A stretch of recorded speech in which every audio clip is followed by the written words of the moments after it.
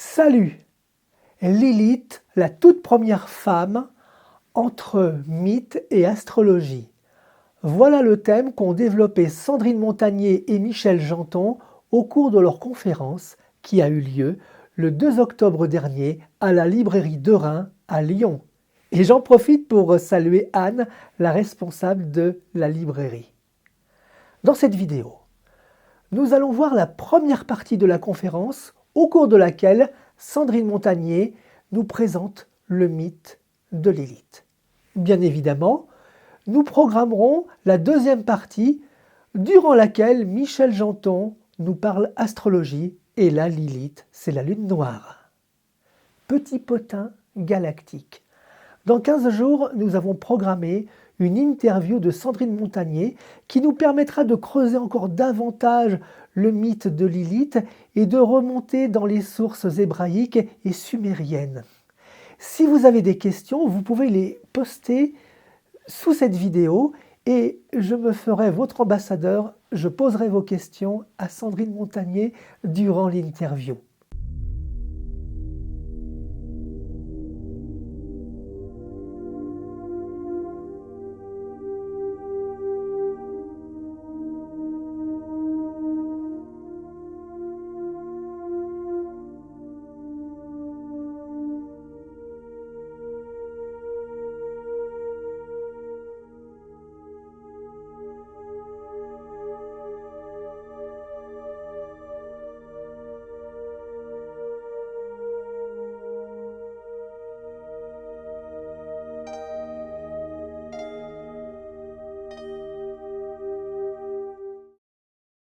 Donc en fait, on pourrait commencer cette conférence par « Il était une fois ».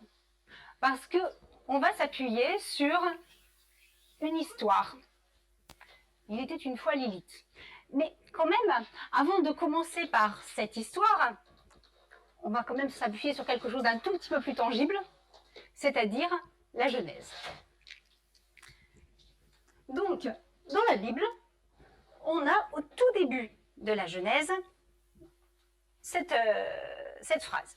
Le Seigneur Dieu forma une femme de la côte qu'il avait prise de l'homme et il l'amena vers l'homme. Et l'homme dit, voici, cette fois, celle qui est os de mes os et chair de ma chair. Celle-ci sera appelée femme parce qu'elle a été prise de l'homme. Bon, jusqu'à présent, tout le monde, ou presque, connaît un petit peu cette phrase. Sauf qu'il y a quelque chose quand même qui met juste la puce à l'oreille. C'est cette fois.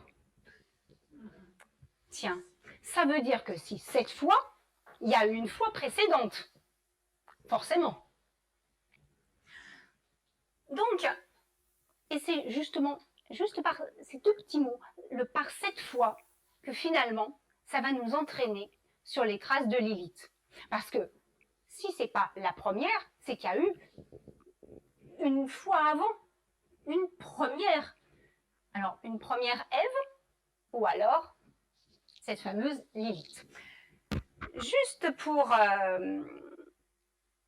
vous dire quand même que ce passage, il intervient juste après un autre passage sur les animaux.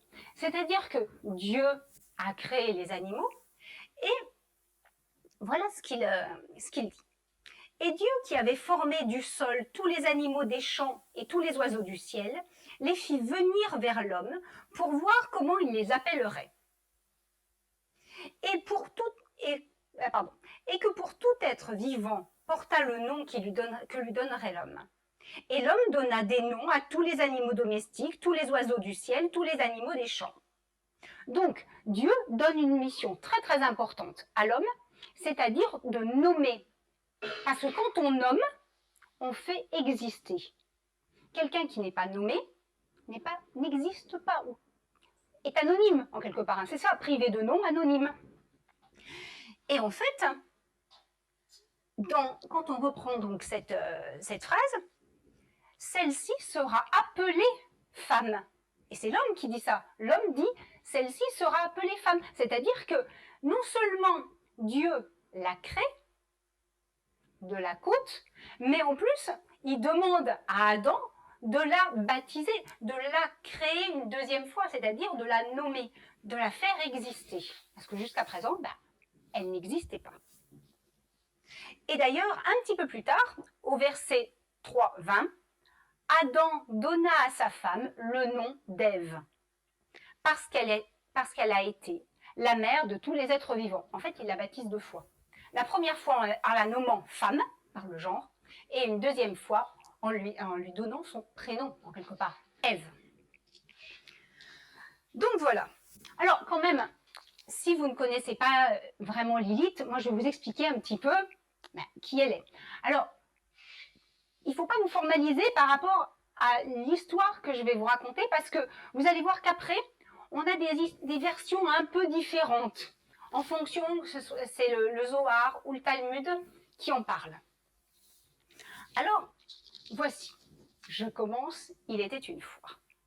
Il était une fois, dans l'Éden, Dieu forma de la glaise un homme et une femme, Adam et Lilith. Tout allait bien jusqu'au moment où il décide de faire l'amour. Bon, ça devait être un moment bien, sauf que, eh bien, Lilith lui dit, non, moi je veux pas être dessous sans arrêt. Adam lui dit, non, mais ça va pas bien, c'est moi l'homme. Donc, je garde ma position dessus. Lilith commence à se mettre en colère en lui disant, non, j'ai été créée en même temps que toi, il n'y a pas de raison que pourquoi c'est toujours toi qui es... Et juste à partir de cet événement, eh bien, tout va s'enclencher. C'est-à-dire que, voyant que Adam, il fait sa tête de mule, et finalement, elle n'arrive pas à lui faire entendre un semblant de raison, eh bien, elle prononce le nom de l'indicible, le nom imprononçable de Dieu, juste comme ça, donc ça veut dire qu'elle le connaît. Voilà. Donc, elle prononce ce nom, elle s'envole et s'enfuit. Et alors, Adam, il se retrouve tout penaud, tout seul. Alors, donc, il va aller voir, il appelle Dieu, il dit, elle est partie, je suis tout seul. Bon, et il n'est pas bon que l'homme soit tout seul. Ça, Dieu l'a dit. Donc, Dieu va envoyer des anges pour aller chercher Lilith. Sauf que elle dit non, non.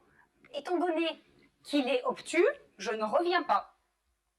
Et donc, c'est à partir de ça que tout va s'enclencher et qu'elle va être maudite.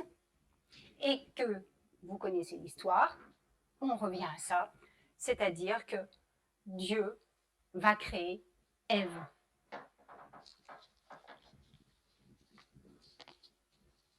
Donc là, au moment où Dieu crée l'homme. Alors, vous me direz, comment on connaît l'existence de Lilith si finalement, ce que je vous ai dit dans la Bible, on n'entend pas vraiment parler? Parce que finalement, dans la Bible, on voit Lilith à 2 moments. Non, enfin, 2 moments à peu près sûrs, et puis un autre moment qui est encore un peu contesté. Parce que la Bible, c'est une traduction. Et du moment qu'on parle de traduction, on parle d'interprétation. Alors, dans Isaïe, c'est quasiment sûr, c'est quasiment avéré. Donc, Isaïe 34, 14. Là se rencontreront chats sauvages et chiens sauvages. Là, les satyres se donneront rendez-vous. Là, Lilith elle-même établira son gîte et trouvera une retraite tranquille. Donc, elle est associée aux chats sauvages, aux chiens sauvages, aux satyres. Ça, c'est entendu. Un deuxième passage où on cite Lilith, c'est dans Job 18, 15. Et alors là, c'est sur une traduction de Chouraki. Elle, c'est elle, donc Chouraki, mais Lilith, c'est elle. Demeure dans sa tente sans lui. Le soufre se répand dans son oasis. Donc là, on parlerait de Lilith. Et un autre endroit, c'est dans le psaume. donc 91,5. Tu ne craindras ni Lilith, ni la flèche qui vole de jour, ni Débert, la peste qui marche dans les ténèbres, ni Kéteb, le fléau qui dévaste à midi. Donc voilà les 3 seuls passages dans toute la Bible où on parle, où on évoque Lilith. C'est un peu court pour en faire toute une conférence. Mais en fait, eh bien, on va s'apercevoir... Alors oui, avant d'aller voir dans le Talmud et le Zohar, on va essayer de voir d'où vient l'étymologie Lilith. Voilà. Alors on a plusieurs origines. D'abord une origine sumérienne, la plus ancienne. C'est bon, vous voyez? Oui. Qui Silkit Lilla. Donc, alors là, je vous en parlerai un petit peu plus. Je m'appesantirai un petit peu plus sur cette histoire. Je vous la raconterai tout à l'heure. Donc, en traduction, c'est la femme aérienne. Mais Silkit donne une notion de perfection quand même. Donc, malgré tout, une très belle femme aérienne. Ensuite, une version akkadienne. Allez-y, installez-vous.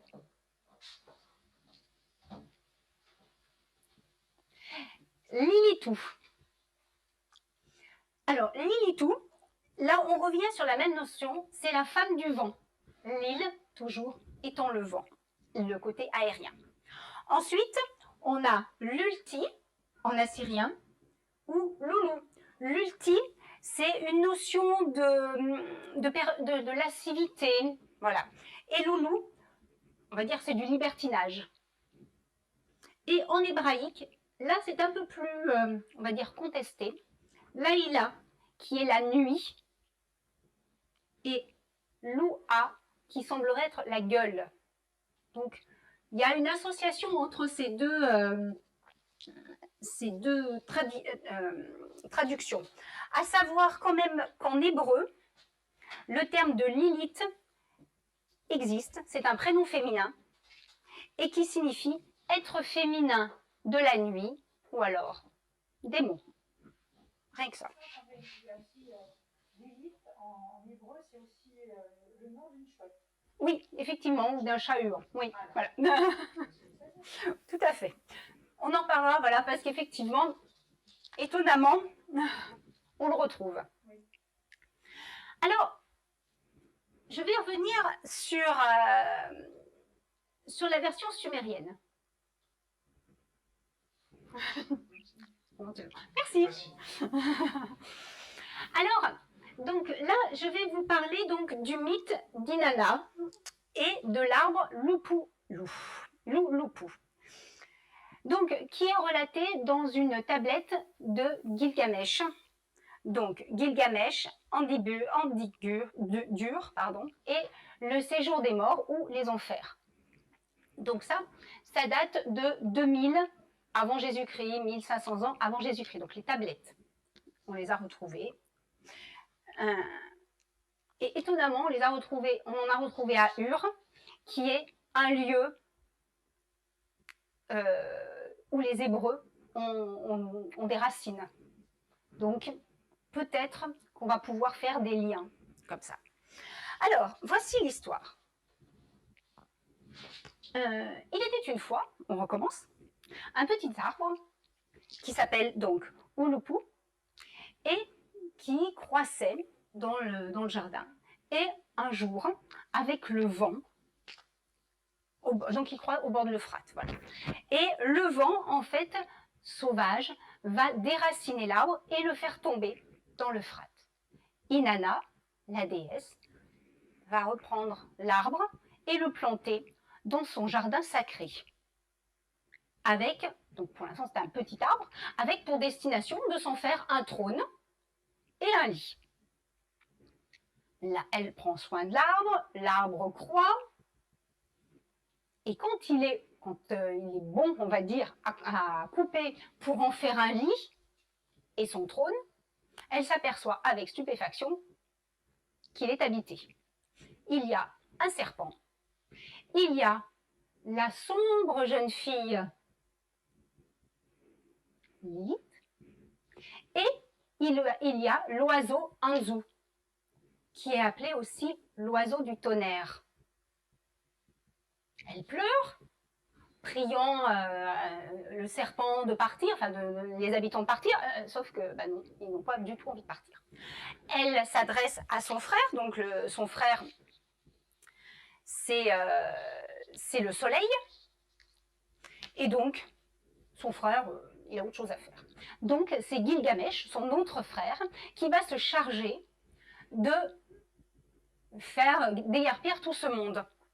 Et alors, ce qui est très étonnant dans l'histoire, c'est que pour quand même chasser un serpent, chasser une jeune fille qui a bâti sa maison dans l'arbre et chasser un oiseau, il faut juste que je vous retrouve le passage. Il endossa son armure qui pesait 50 mines, et avec sa hache qui pesait 7 talents et 7 mines, il tua le serpent. Nom de nom, c'est que il faut quand même, c'est un vrai combat. C'est pas juste chasser le serpent. Donc, il tue le serpent. L'oiseau épouvanté s'envole avec ses petits loin, et Lilith détruit sa maison et s'en va. Loin. Donc, eh bien, Inanna est toute contente, elle peut faire son lit, elle peut faire son tronc, l'arbre est abattu, tout va bien. D'ailleurs, dans la foulée, elle fabrique un poukou et un mikou, donc un tambourin et une baguette qu'elle donne à Gilgamesh en remerciement. Et je ne sais pas si c'est la meilleure action qu'elle lui fait, enfin le meilleur cadeau qu'elle lui fait, c'est parce que il va y avoir la baguette qui va tomber au fond de l'enfer, que ça va entraîner toute l'aventure de Gilgamesh qui va aller chercher sa baguette en enfer. Bon, ça, je vous le passe, on n'est plus du tout avec Lilith. Donc, d'ailleurs, dans l'histoire que je vous ai racontée, vous n'avez pas reconnu quelques éléments. On a un serpent, on a un jardin sacré, on a une femme qui en chasse une autre. Éventuellement, et on a en fait aussi ce féminin, donc Inanna, qui a besoin de l'homme, qui va chercher Gilgamesh quand même, elle a besoin de l'homme pour la protéger. Alors que finalement, Lilith n'est pas vraiment présentée comme quelqu'un de terrible. Oui, sombre jeune fille. Oui, bon, d'accord. Et après, en fait, on a plus l'impression d'avoir une femme en lien avec la nature, complètement imbriquée à la nature. Un peu sauvage peut-être, mais... Et donc, c'est cette femme, donc Inanna, qui va avoir ce besoin de l'homme, qui va chasser ce naturel féminin, ou ce féminin naturel. C'est à vous de choisir. Et donc, on va retrouver que c'est par l'assimilation de ces mythes que l'on va trouver Lilith avec les Hébreux. Et alors, ce qui est très étonnant, c'est que finalement, Lilith, à aucun moment dans l'histoire, donc avec Inanna, elle n'a absolument pas ni muni d'elle, ni... Et après, on va s'apercevoir que Lilith, elle est non seulement ailée, mais que parfois, elle est représentée avec une queue de serpent. Donc, finalement, notre arbre, Ounupu, qui avait le serpent, Lilith et l'oiseau Anzu, on en fait un seul, on fait un seul élément, qui devient Lilith, un démon.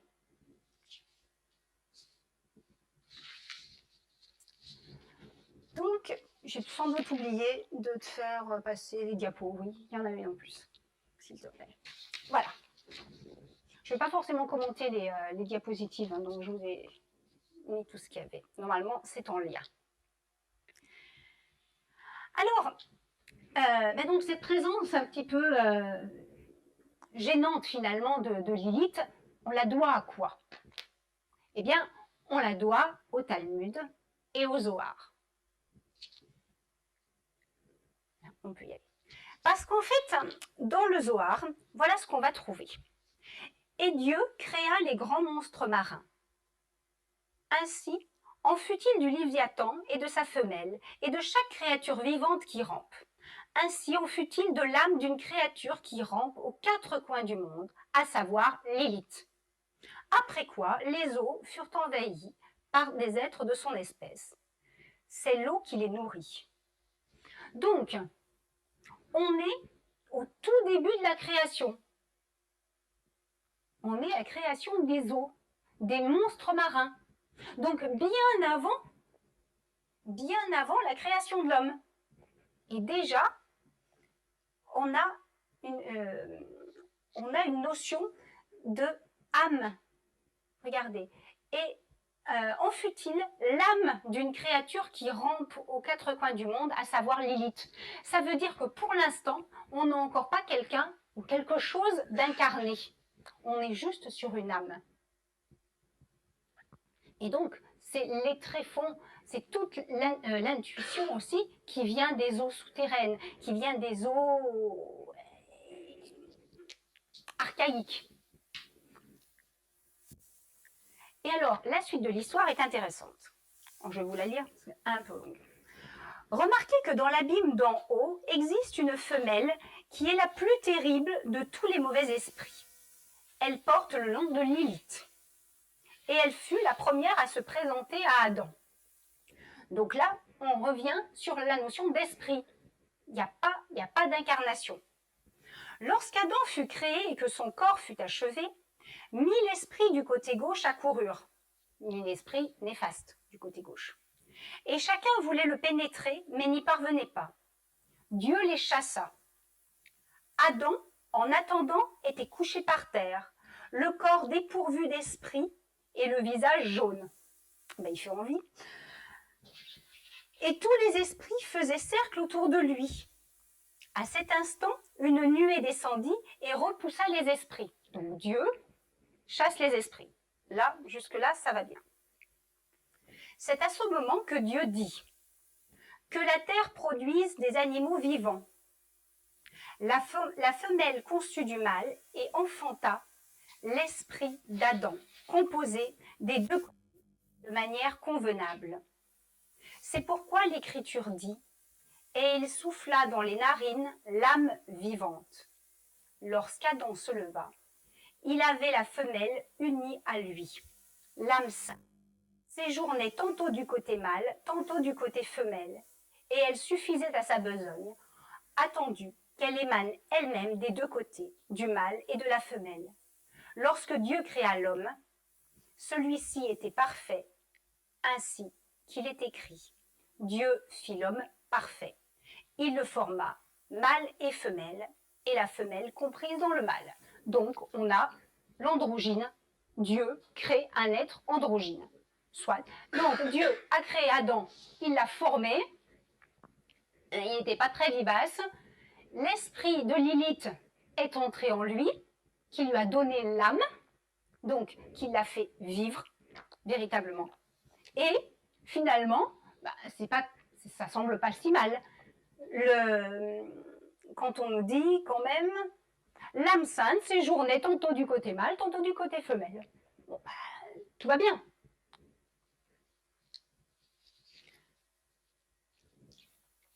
Le problème, c'est que Dieu, il veut perfectionner sa création. Et finalement, peut-être qu'il aurait dû s'arrêter là. Ensuite, Dieu fendit Adam et sépara la femelle, et il prépara la femelle, telle qu'on prépare une fiancée, et qu'on la pare pour l'introduire sous le dais nuptial. Ah ben voilà. Alors, tout allait bien, ils étaient ensemble, ils étaient androgynes, en unité complète, et finalement, Dieu dit, on va faire deux êtres au lieu d'en faire qu'un seul. Et c'est là finalement que le bazar, c'est-à-dire que Dieu met la femme en soumission à l'homme, étant donné qu'il faut la parer pour la faire passer pour l'introduire dans le dais nuptial. C'est peut-être là finalement que les choses se gâtent. Et alors, c'est là aussi, finalement, que Lilith se révolte et dit « Pourquoi devrais-je, dans l'acte d'amour, être sous toi, alors que j'ai été créé de la poussière et que je suis par conséquent ton égal ?»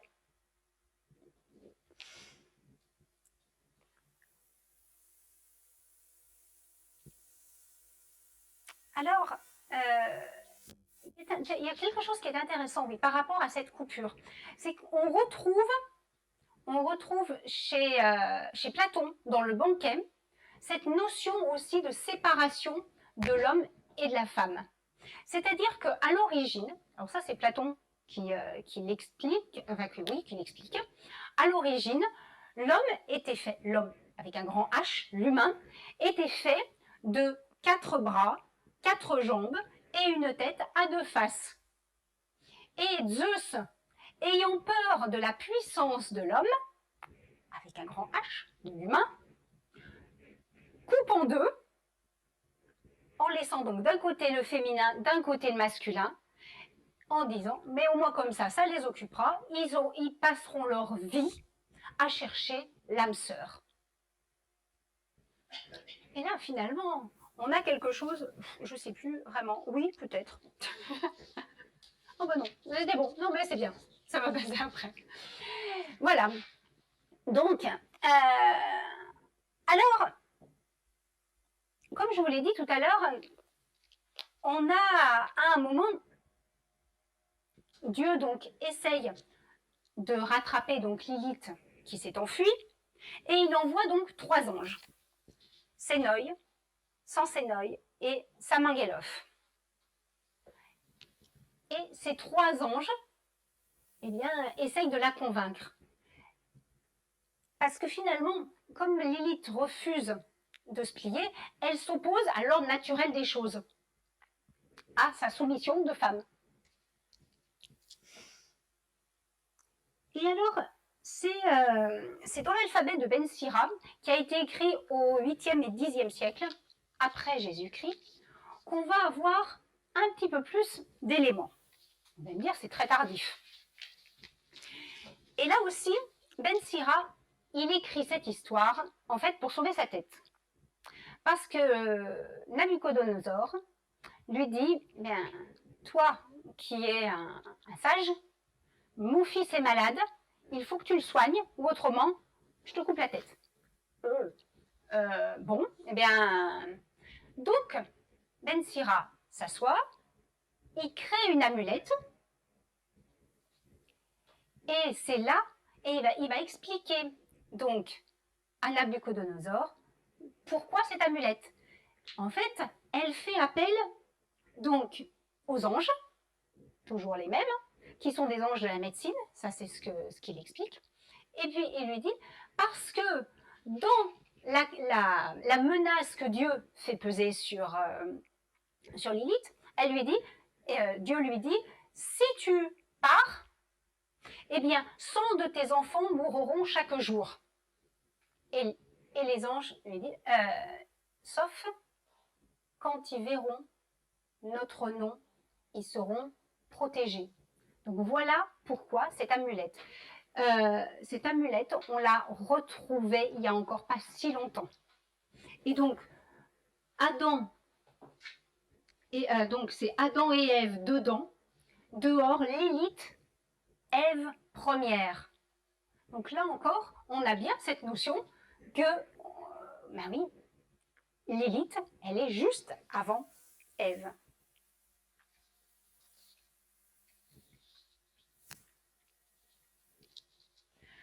Parce que donc, voilà, Lilith donc, va avoir cette mission de dérober finalement, de tuer ses enfants. Ses 100 enfants. Elle va avoir, c'est pour ça qu'elle va être démonisée. Oui. C'est pour ça que donc on va vraiment la craindre, c'est par rapport à ses enfants. Donc, toute chose, regardez là, elle est d'ailleurs représentée sous forme de serpent. Et alors, pendant qu'on parle de description, voilà comment on décrit Lilith. Alors, c'est une très belle femme, ça, aucun souci, souvent rousse. De toute manière, le fait d'être roux, c'est quoi? C'est Seth, donc le frère d'Osiris qui va tuer son frère. Les roux, c'était en lien avec les diables, les sorciers, etc. Ça a duré et perduré. Donc voilà. Parfois elle est, ou non, et avec le serpent, ou non. Tu peux faire les deux suivantes. Voilà. Donc différents types de représentation de Lilith. Là, avec Ève.